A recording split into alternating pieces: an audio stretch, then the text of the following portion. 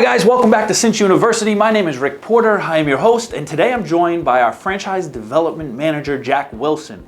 He's going to be walking us through the how to overcome the top 5 objections that we're faced with every day. Jack, thanks so much for being here. I appreciate your time. Hope you're ready for some curveballs maybe, or some difficult questions that maybe we're faced with. I never get an objection, so I don't know what you're talking about. We don't believe them at all. All right, guys, so when it comes to objections, I like to categorize them as 2 different types of objections. There's welcomed objections and there's unwelcome objections. And I want to make sure that you understand the only difference between the two is that you're prepared for welcome objections and you're not prepared for unwelcomed objections. The goal today is to review the top 5 objections that we're faced with, help you to prepare for them so that hopefully all objections are welcome objections for you and that they help you close the deal even easier. Objections are not necessarily a bad thing. Would you agree? No, I actually love the mindset behind a welcome objection, because really what an objection is, it's the only thing standing between you and starting a new relationship with a customer. Absolutely. So, at the end of the day, I want to find out what those objections are, because that's where I'm inserting value. And that's where I'm really going to prove my worth as a service provider. And once you start getting objections, you know you're almost there. Yeah. You're almost there. You just need to make them feel comfortable, at ease, from maybe remind them of a few things, and then we get to close the deal and start a great relationship with the client. You bet. All right, so let's dive right into it. You've gone through the sales presentation. You presented the offering to them, unlimited support, the proactive maintenance, cybersecurity suite, the compliance. You've gone through the whole package. And now we're looking for that first close, right? Whether that's a hard close or you start off with a soft close, lots of different techniques. But one of the first things I hear is, wow, that support offering looks great, but it's probably more than what I need. I call this the Cadillac versus like the Toyota Camry. Mm-hmm. They don't think they're Cadillac material. A couple examples that I see, right? We offer 24/7 monitoring.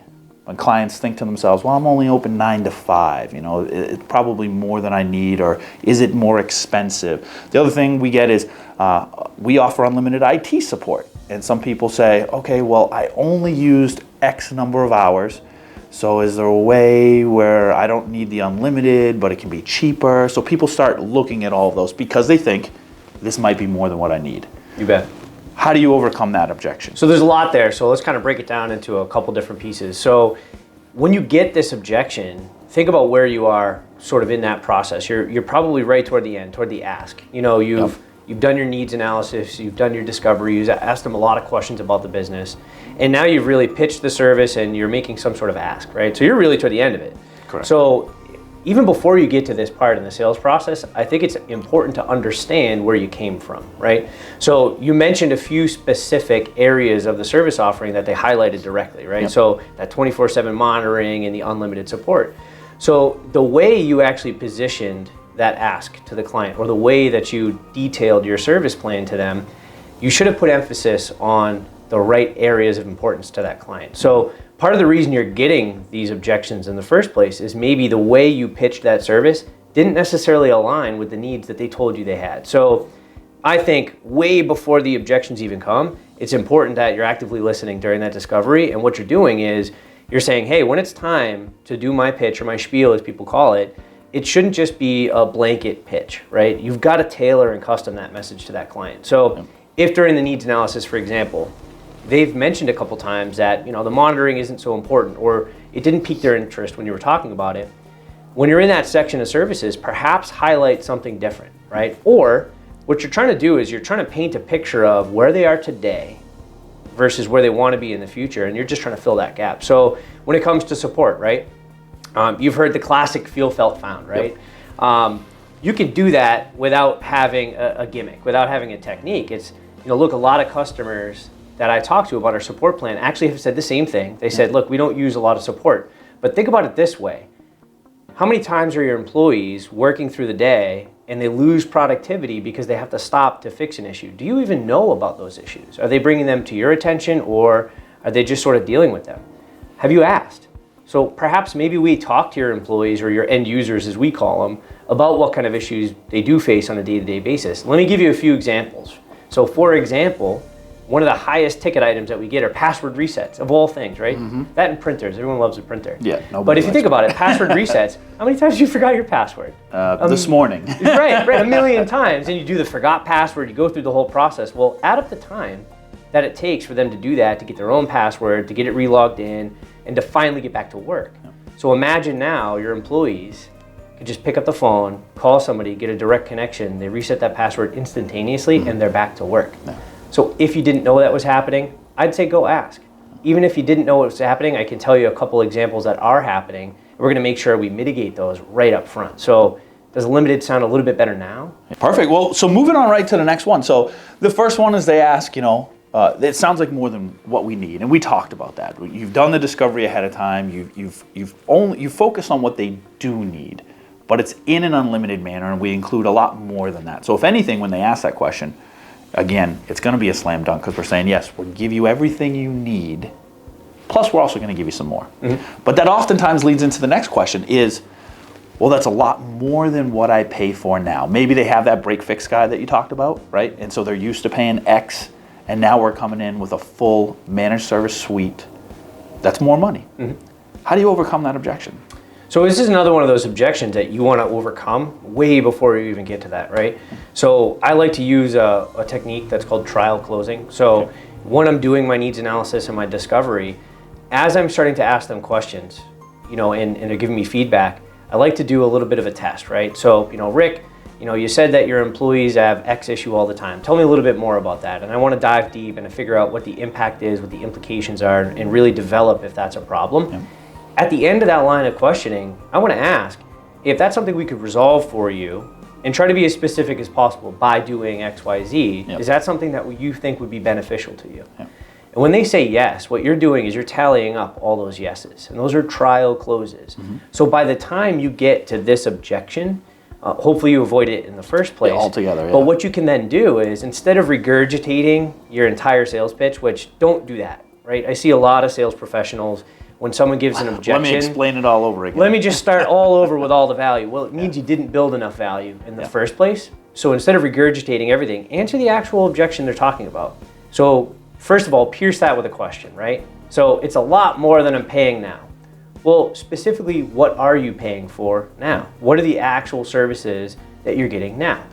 Let them speak. They're going to reiterate a lot of what you already talked about, and you should already kind of know in your head where you're going with this. Then bring up the top 3 issues that you're going to resolve that they're not getting now. Yeah, the ones they already agreed to previously and said, yes, that would be valuable. You bet. You take out those trial closes and you say, hey, look, we talked about adding a policy-based encryption to make sure you're not sending out sensitive information. Yeah. You said that was really vital and or important to your business. Is that still the case? Yeah, absolutely. Okay, well, that's one of those services that we're including, which of course is something you weren't doing before. So there definitely should be an increase in cost, absolutely. Don't you think? Yep. So that's the best way to, really pierce it with questions. Ask for more, right? So don't just give me a blanket objection. Well, tell me more. Tell me specifically what you're concerned about, and then you can tackle those on an individual basis. The next common objection is that a la carte question. So what we normally hear then would be something along the lines of, I just don't think we need this level of support. Can you price out each piece of it so I can determine which ones I might not need so I can bring the cost down and things like that? That a la carte pricing model, right? How do you overcome that objection? This answer is going to shock you. All right. And I actually like this one the best because it's important that you answer the actual question that your customer asks you. Yep. And you're probably thinking, well, no kidding, right? But if you listen to the words you actually said, right? You as the customer said to me, can you take certain things out and can we piecemeal the service plan, exactly. Right? Yep. What you didn't say is, can you give me a discount? Can we negotiate? You specifically said, can you do that? Well, guess what the real answer to that question is? In our case, specifically, it's no. Yep. Right? So again, what I see a lot of sales professionals do is they'll either say no and then justify their answer and then keep talking, or they'll start to regurgitate their value. So instead, what I like to try is no, we don't do that. We're an all-inclusive plan. Everything that you see is included for the price we discussed. And then shut up. Yep. It sounds a little curt, it sounds a little rude, Sure. but literally shut up. Yeah. Because what happens when you stop talking is your client has to go through an inner struggle, right? Correct. And They what have to that process that. they have to think about it. And what that inner struggle is really they're saying to themselves, did I mean it? Was I full of it? Okay, what did I mean? What else is important to me? And they're going to make a decision in that moment. Yeah. And the next thing that they say out of their mouth should be the next objection that you really need to uncover. But you have to stop talking. Sure. You know, you don't have to. We're talking about overcoming objections here. Overcoming doesn't mean you beat it over the head until it stops coming out, right? Exactly. It just means you address it directly, and then you let that customer give you the feedback and only answer specifically what they ask. Gotcha. So when you've heard that objection before, because I know you've heard it before, we all have, and you lead with the no, and then exactly like you said, you shut up, you let them internalize it, process it. What do you normally hear from them? What are common responses you hear after they take time to process it? I mean, sometimes you get the like, why not? Which that's a tough question to then come back to, and then we typically tell them the exact reason why we've developed our package the way we have. And in this very specific case, it's because if you look at our service offering, if you take out any one of those pieces, whether it's the antivirus, the monitoring, those all are control, right? And they're all access to a particular environment. Well, if we open up an area of their environment to control, what that also does is leave them exposed to risk. So if we're going to offboard the risk, the liability, and the control from a client, we really need to do it in an all-inclusive manner. That way we can make sure we're preventing any of those risks, any of those liabilities. At the end of the day, that customer's reputation is our reputation because we're taking that responsibility and we're putting it on our shoulders. So we don't want to end up in the news as a company that got breached. You don't want to end up in the news as a company that got breached. So how do we do that? We protect you only the best we know how. That's all. And all we do, by the way, is the best job that we can. Exactly. Nothing else, nothing less. We will not settle for less. So I love it. Okay, so we've overcome, most of those detailed objections. Some of those ones that might be difficult to overcome. But what if it's just not within their budget, right? Or at least that's what they tell you, right? How do you overcome that one? You really have to find out if it's budget or if it's price, right? So like if they think the price you're asking for is too much, that is a problem that you need to address, right? And again, it goes back to building value and really demonstrating how you're gonna benefit their company. Budget's completely different, right? I like to use a couple of techniques in sales that help you uncover budget early on. I won't get into it too detailed, but you might have heard of MedPick. And basically part of that is you're identifying, the decision-making process, who the parties are involved, the time frame for a decision, what their budget is, right? So if you ask that question way up front, you're gonna be able to qualify them to make sure this doesn't happen when you get to the close. But if someone says budget, that's good news because that's not your problem, right? I don't make their budgets. I don't determine how much they can or cannot spend. I can ask them to spend it with me and I can justify how much they're gonna spend on me by the value I delivered. If they have a problem with the price, it's a different story. So I like to really just ask more specific questions, right? So listen to what they say. If they say it's not in our budget, well, great. What does that budget look like? Doesn't mean I can negotiate. Sure. And perhaps I'm signaling that to them, but I just want to know because I want to see it. Maybe there are creative ways that we can potentially find some savings anywhere else in the business that can justify our existence. So managed services, right? Big differentiator for us is we do vendor management. So vendor management includes us reaching out to some third parties like telcos or ISPs. So oftentimes I find that we call someone's internet service provider and they're getting speeds that are just way too low or they're paying too much because they're on a legacy package. We're able to leverage our relationships with those providers to drive down their costs.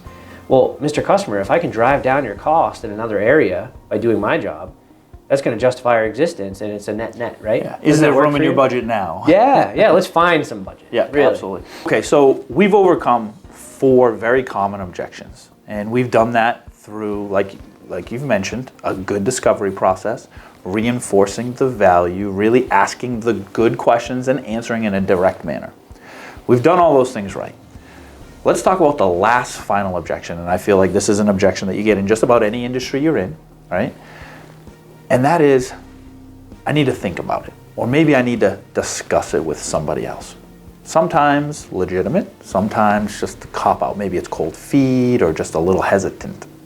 How do you overcome such a vague but common objection?